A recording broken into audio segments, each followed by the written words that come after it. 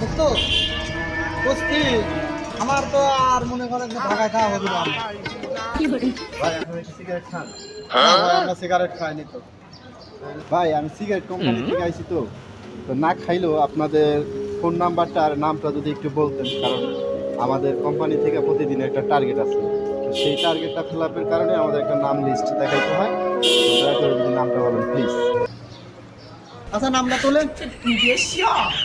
নাম মোহাম্মদ আবুল কালাম আজাদ খাচ্ছু ওরফে সালমান শাহ। ভাই খাতায় তো আপনার নামই ধরে না, কি নাম কইলেন ভাই? এত বড় নাম তো আমার বাপের জন্য শুনি নাই। ছোট ছোট কোনো নাম নাই আপনার? নাম তো ছোট একটা আছে, লেখো। কি নাম ভাই? বললাম না যে লেখো।